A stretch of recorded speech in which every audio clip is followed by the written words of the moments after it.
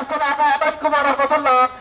সংগ্রামী খুলনাবাসী, আজকের এই জুলাইয়ের মাসে যে জুলাই সংগঠিত হয়েছিল বৈষম্যের বিরুদ্ধে, যে জুলাই ছিল কুতুবয় নির্ভীক, যে জুলাই ছিল পুলিশের সামনে বুক পেতে দেওয়া দুঃসাহসিক ভূমিকা, যে জুলাই ছিল অগ্নিকন্যাদের, এই সকল ঘোষণামত অনেক নির্যাতন হয়েছে। পিছনে ফিরে যাওয়ার সুযোগ নেই।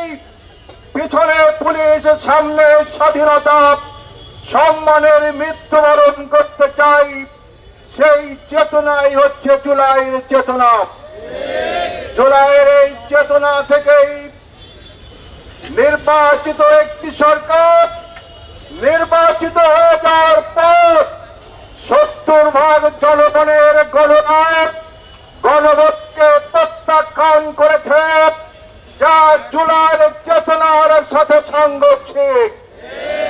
আজকে আমরা স্পষ্টভাবে বলে দিতে চাই, 70% জনগণ যে গণভোটের রায় দিয়েছিল, সেই রায়ের মধ্যে জুলাইয়ের শহীদরা যে উদ্দেশ্যে রক্ত দিয়েছিল, জীবন দিয়েছিল, সেই উদ্দেশ্য একাকার হয়ে আছে।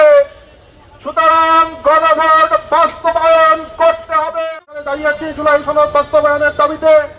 ঠিক একই সময় আমরা লক্ষ্য করছি, সেই ফ্যাসিস্ট সময়ের দুর্নীতিগ্রস্ত মন্ত্রী আমাদের কিছু নর্তকী, তারা জুলাই শহীদদেরকে নিয়ে বিভিন্ন রকম কটু কথা ফেসবুকে ছড়িয়ে দিচ্ছে।